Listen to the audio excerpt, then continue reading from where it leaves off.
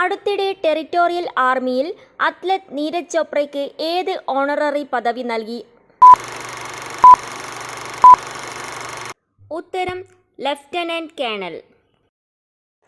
വാണിജ്യ മന്ത്രാലയത്തിൻ്റെ കണക്കനുസരിച്ച് ഏപ്രിലിൽ ഇന്ത്യയിൽ നിന്നുള്ള ചരക്കുകളുടെയും സേവനങ്ങളുടെയും മൊത്തം കയറ്റുമതി ഏകദേശം എത്ര ബില്യൺ ഡോളറിലെത്തി? ഉത്തരം 74 ബില്യൺ ഡോളർ. അടുത്തിടെ Indian institute of foreign trade അതിൻ്റെ ആദ്യത്തെ വിദേശ ക്യാമ്പസ് എവിടെയാണ് തുറന്നത്?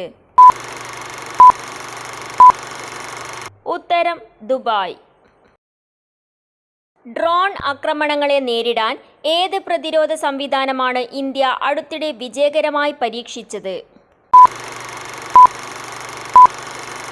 ഉത്തരം ഭാർഗവാസ്ത്രം. അങ്കിത എന്ന AI അവതാരികയെ അടുത്തിടെ അവതരിപ്പിച്ച സംസ്ഥാനം ഏതാണ്? ഉത്തരം അസം. അടുത്തിടെ ലോക ഹൈപ്പർ ടെൻഷൻ ദിനം ഏത് തീയതിയിലാണ് ആചരിച്ചത്? ഉത്തരം മെയ് 17. അടുത്തിടെ ഏത് സംസ്ഥാനത്താണ് തേരാ തുജ്കോ അർപ്പൺ എന്ന പേരിൽ ഒരു പോർട്ടൽ ആരംഭിച്ചത്? ഉത്തരം ഗുജറാത്ത്. തേയിലത്തോട്ട തൊഴിലാളികൾക്കായി ഇതികോലി ദുതി പദ്ധതി അടുത്തിടെ ആരംഭിച്ച സംസ്ഥാനം? ഉത്തരം അസം. അടുത്തിടെ ലോകാരോഗ്യ സംഘടന ഏത് രാജ്യത്താണ് പോളിയോ പൊട്ടിപ്പുറപ്പെട്ടതായി പ്രഖ്യാപിച്ചത്?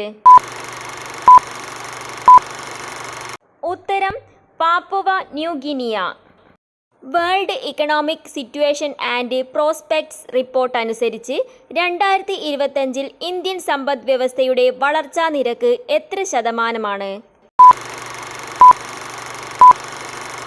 ഉത്തരം 6.3%. താഴെ പറയുന്നവയിൽ ഏത് തീയതിയിലാണ് എല്ലാ വർഷവും ലോക എയ്ഡ്സ് വാക്സിൻ ദിനം ആഘോഷിക്കുന്നത്?